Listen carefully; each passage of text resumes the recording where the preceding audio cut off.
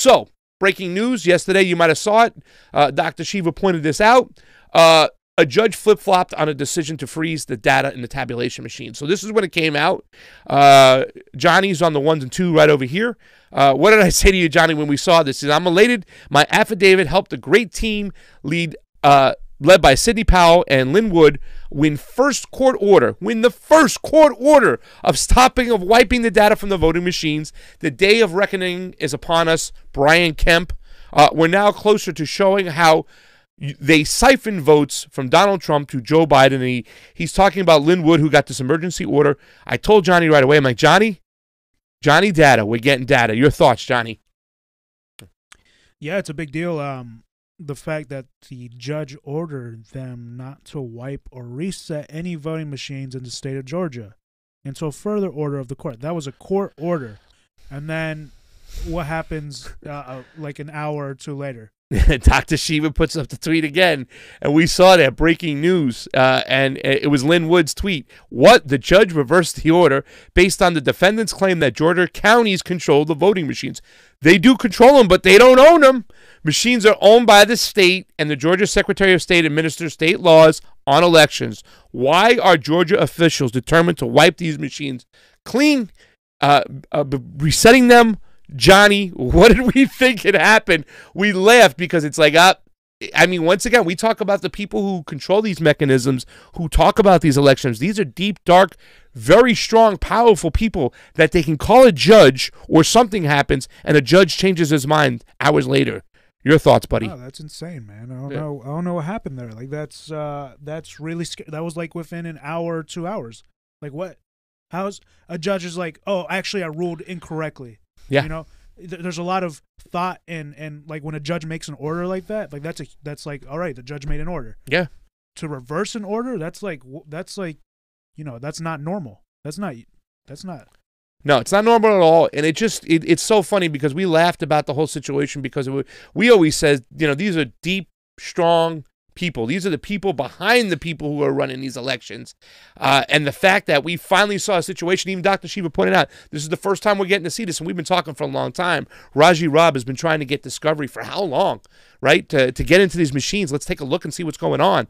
Today in the Arizona hearing, one of the first witnesses, an ex-colonel in the Air Force who's done work on software before, has worked for these companies before, talks about the software, how, you know, they always say, both witnesses who came up and testified about the machines, how these companies even say, there's an air gap, they're not connected to the internet. No, they're connected to the internet. They're remotely controlled. There's features in them, which is a weighted election. There's so many things that they can do. So we've been always looking and praising and hoping to get in to see this data, seize this data, look at this software, show the world what's going on. It's about having a forensic audit. That's what we want at the end of the day, right? So all this talk about Donald Trump and Biden is a bunch of nonsense. Dr. Shiva was talking about it. We talked about it. We had a chance to see it. They pulled the chain from us, and that's very concerning right now. But it should ring a bell to everybody out there to say, hey, what's going on out there? You know what I'm saying? The judge's reversal, they put it up over here. Pretty much what he says. You could see Linwood right out there in front of the courthouse. That's why Linwood wasn't in Arizona today. Who knows who might be in Michigan tomorrow.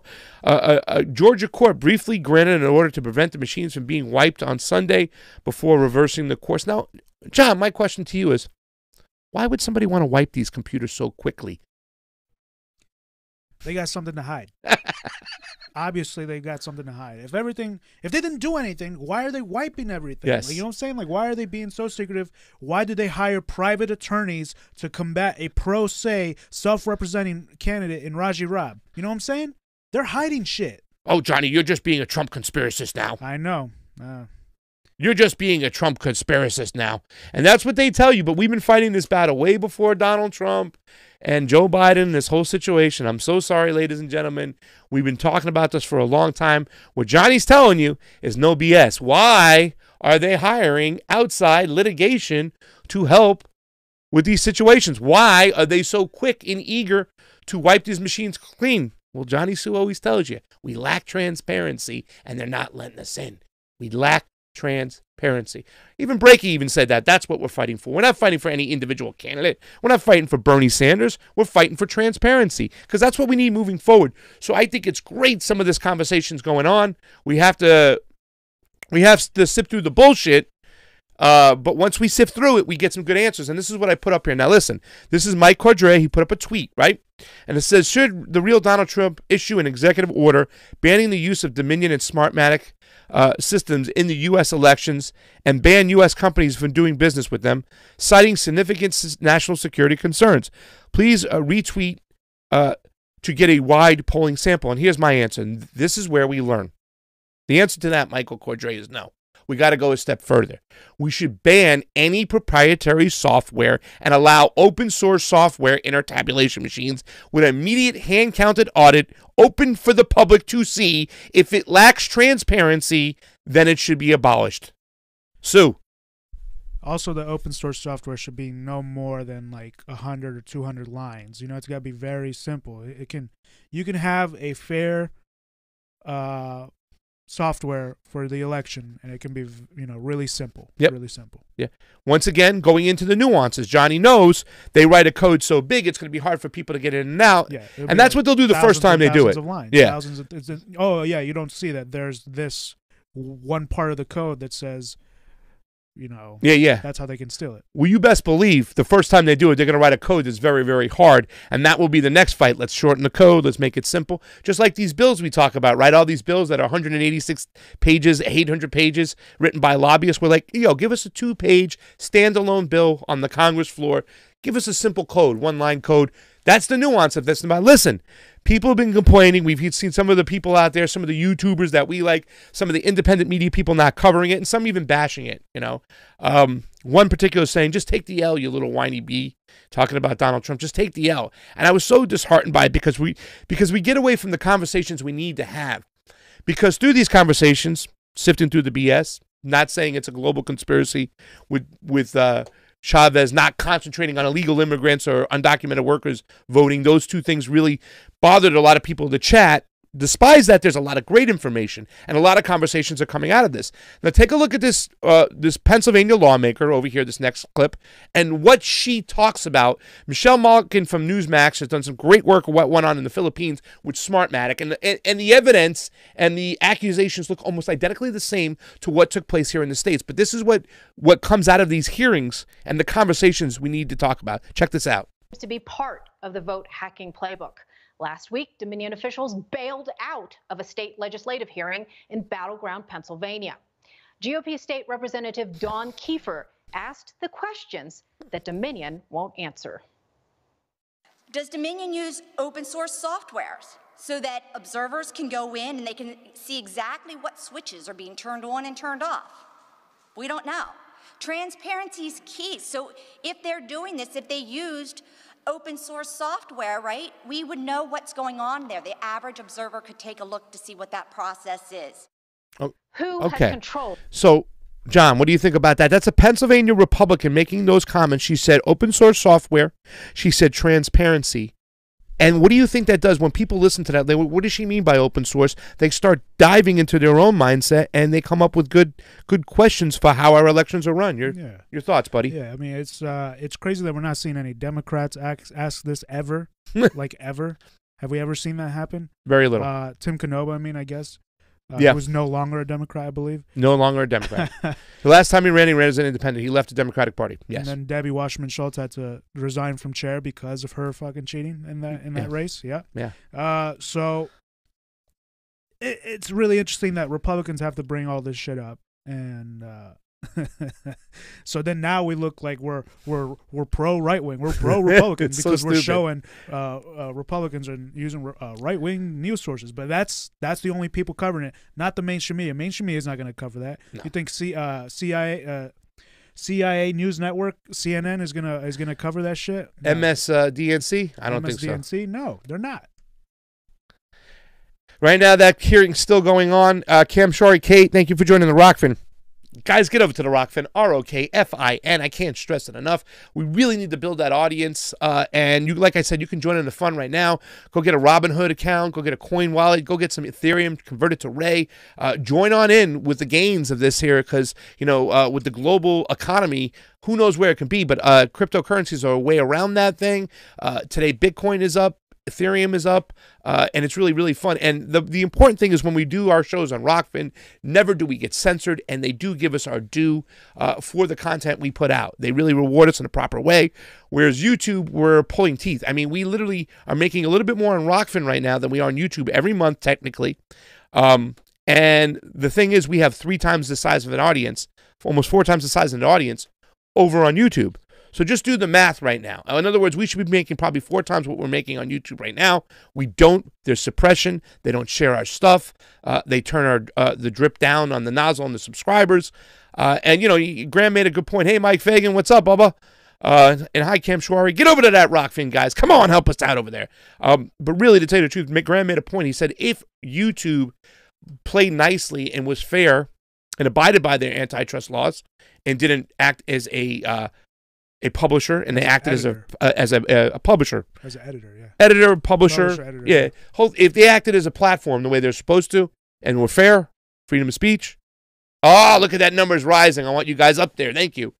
It would be so much more fair. We would probably have 4 times the subscribers, and it's kind of crazy because we went from 8,000 subscribers to 22,000 subscribers in like 2 months, and ever since then, it's just been a slow-moving thing. So, thank you so much for joining on in. 242 people over on the YouTube. We have like 12 people over on the Rokfin. Let's get that up. People hanging out on Facebook. We love you guys. Thank you to all who have endorsed us on Rokfin. I'm getting text messages that they're continuing their endorsement. Getting a lot of those text messages. That's awesome, guys. And Hogfart S is now over in the Rokfin. He says, "I only use Rokfin." That's great. Thank you, Hogfart. What a great name. The stream quality looks a lot better. It does. Which is crazy. It does. YouTube just... Yeah. Remember, the CEO of Rokfin used to be the head of digital over at ESPN when stuff started just getting on the internet, on social media. Digital media. So the guy has been around for a while. Smartest person in the room joined Sidney Powell's team. Just another update on what's going on in these elections while we're on this election. And this is important, ladies and gentlemen, because a lot of people are saying, they're kind of echoing this rhetoric that, they're throwing out these lawsuits left and right. Yes, lawsuits have been thrown out and they go up to the next higher court. Just please understand that a lot of judges don't want to get involved with this in these elections. They want to stay out of this thing. It's very, very hard for them to make a decision. Now, what happened in Pennsylvania is kind of crazy. They got the C's and it was pulled away. They also got the certification halted, and then they got that once again thrown away. However, in the decision as the Pennsylvania Supreme Court said, the 2 Republicans out of the 7, the other 5 were Democrat, the 2 Republicans said this still looks like it could be cause for non-constitutional. In other words, the changing of the laws to send out the mail-in ballots will be contested in almost every single state that did that. Wisconsin didn't do that, but a lot of places just shotgunned out ballots, and a lot of times the Secretary of State or the governor changed those laws, and they don't have the right to do it. It's only the legislation, so that will be battled in court, and it looks like the next kick-up will be to the Supreme Court. So we're going to see what the Supreme Court's all about when it comes to Pennsylvania, and we'll keep a mind on that. You might have also heard that in the recount in Wisconsin, that Biden gained more votes. And then Trump had tweeted out a couple days ago, it wasn't about changing the votes, it's about identifying which votes we can contest. So there's this group out there, this is conservative libertarian group called the Amistad Project. Now, they've been on the case for a long time, and Donald Trump team has joined his lawsuit on a case-by-case basis. And they plan on challenging presidential elections with planned lawsuits in 6 law states, guys. And they go over the thing. Now, it is a national conservative legal organization, but their number one issue is what? Protecting civil liberties. So therefore, they want to make sure these elections are good. And if you go to the bullet point area in the middle there, Johnny, it would just talk about systemic efforts by election officials to correct defective ballots in heavily Democratic areas, but not Republican ones. That's called curing ballots, and that goes on. And a lot of ballots were cured that shouldn't be able to properly get through to be counted, but that was the whole thing. Lack of enforcement of voter identification laws. That's another thing they're talking about. This primarily comes to the mail-in ballots, okay? Those laws that were put in place, once again, were tried to remove in the HAVA Act. And Wisconsin's one of those states where they say it's not a privilege for you to vote by mail. Excuse me, it's not a right, it's a privilege. I get that mixed up all the time. That therefore you have to request that ballot despite if it was corona or not. And they stuck by those laws, denying Republicans the ability to deserve to certify ballot completion, as required by law. And this is required by law in every single state. And each one of these 6 states, they broke the law. They didn't let the ballots become properly scrutinized by Republicans and Democrats alike, and in which we saw in Arizona, the first witness of actual election day workers, poll workers, watchers, whatnot. She testified that nobody was in that room when they scrutinized to validate the signatures. They took them out of the envelopes and passed it on. And by the time they were in front of her, and she was one observer for 17 tables, the only Republican in the room, those ballots were already out of the envelope. You can't verify the signatures. So now you're just in the process of counting them. And that is illegal. And that is something that really, once again, this is an area which we talked about, which the Democrats couldn't get their way by changing the law with the HEROES Act. So therefore, they had to find another mechanism to do this. Now, Johnny, I want to talk to you about this because we went to Pomona where we saw these machines, kind of like what, I don't know if they were Periscript, which is what Whitney Webb talks about in a lot of our articles, with these AI machines and these voting machines, the signatures passing by. And then you've also been in the tabulation room, which is like you're a fish inside a glass tank that you really can't question anything, observe everything.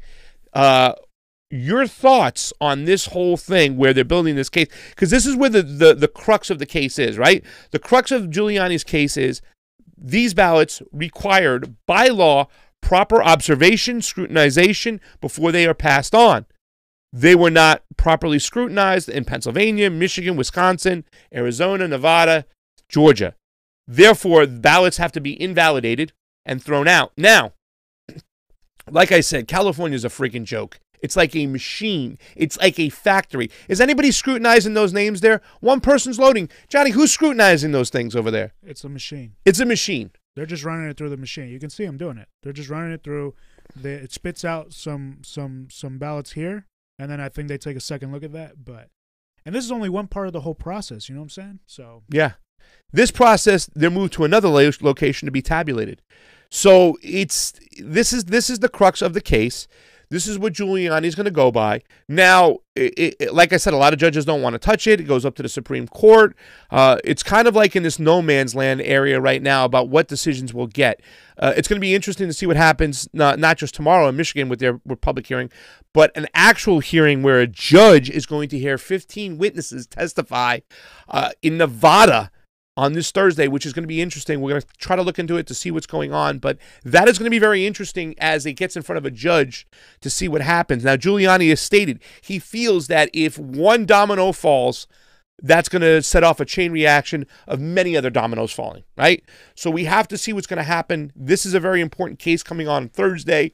We will follow it. But ladies and gentlemen, these are things that need to be brought up and should have been challenged when Bernie was in office in 2016. He didn't do it. He didn't do it in 2020 as well. But it's important that we do this because whether we get through Donald Trump or Joe Biden, you know what I'm saying? And make no mistake about it, I feel that Biden and the Democrats stole this election. They clearly did. There's a reason why the Republicans won more seats in the House and are maintaining their edge in the Senate. If it was the opposite, if Trump was declared winner and Biden was contesting it, I would look into it still. Absolutely. If it was the one thing they talk about, the Greg Palast thing where they're purging many people, I'd go and say, let's talk to these people who got purged from the rolls and why didn't they get a chance to vote. Something that Al Gore did not do and did not bring up was the cross-reference list. He knocked it out. He went to 2 counties and tried to win with hanging chads. Rather than invalidate saying this is unconstitutional, what Katherine Harris did with the Secretary of State at the time in Florida, which was disenfranchise people on a racist freaking high level. I mean, literally, they had a cross-reference list. So you have a name by a guy in the name of Mike Jones who got arrested maybe in Tallahassee and was a felon. Now you have a Mike Jones who tried to vote in South Florida. They said, sorry, sir, you're not allowed to vote. You're a convicted felon. No, I'm not. You can't prove that. He didn't get the vote. They disenfranchised a lot of people of color during that election. So they have done this before. That's what's been disheartening for me too as well, is seeing them just go simply after Dominion. ES&S has committed way more crimes when it comes to election fraud. In fact, I believe ES&S, and I have to look into it, I won't say anything, but I heard that they even had a situation where an official was supposedly paid off. We will look into that. I don't want to confirm that, but that I remember hearing a case like that. And in fact, in the Tim Canova video, and thank you, Aaron Sky, in the Tim Canova video with Niko House and ourselves when we did the whole spin-off of Office Space where we beat the hell out of the machine, that was an ES&S machine. ES&S machines are used throughout the country as well. Dominion, Hart, Smartmatic, all these companies, it's the framework, the structure. They all have proprietary software, and we are not allowed to look into it. In fact, Johnny, I think one of the big beneficial things about today is with the two computer experts, they were really talking about forensic audit and some solutions. They said, if we had a forensic audit on this whole thing, could we figure out what's what? He said, yeah, we probably could figure out what's what. You know, I mean, once again, I can't guarantee everything. He goes, but we can get inside, and that's why they hit the servers overseas or outside of the country, is because it's hard to, we don't have the jurisdiction to go track it down. So, yeah. That's right. Yeah. An inspection would reveal everything. Yes. And why they're not granting them. Exactly. And also the solutions of maybe implementing some blockchains and just seeing that Republican lawmaker in Pennsylvania talk about open source is great. The Amistad project has filed their second lawsuit. They filed on Friday against Michigan. In Michigan, they've already filed in Georgia, I believe. So this is the second one. So make no mistake about it, ladies and gentlemen. This is more than just the Trump team. They are joining other lawsuits of people who know what's going on. The Amistad Project is big on protecting their civil liberties and election integrity. So even though if they're right-wingers that maybe I don't agree with their libertarian fiscal policies, when it comes to freedom of speech, when it comes to civil liberties, when it comes to clean elections, this group knows what's going on. They're educated. They understand where to look, how to look, what not. So this thing is far from over. So don't kid yourself out there for people who think Biden's already the president. It's Trump's not going to go down without a fight. And I'm glad that at least somebody is protesting these elections if it's going to help some of those down ballot candidates and everybody who wants to run. Any populist who ever wants to get in, whether it be on the right or the left, I'll take any populist over any establishment person any day of the week. Well, if they can cheat them and the establishment has control of it, we'll never get any of the things we need.